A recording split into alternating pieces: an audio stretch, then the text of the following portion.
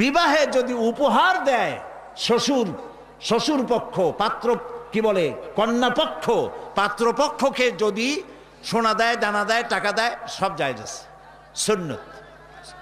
কিন্তু চাইয়া নেওয়া যাবে না, দাবি করে নেওয়া, ডিমান্ড করে নেওয়ার নামই হলো যৌতুক। এটার নাম কি? চট্টগ্রামে কি বলে? যৌতুক। এই যৌতুক হলো শ্বশুরের সাথে এক প্রকারের কৌতুক।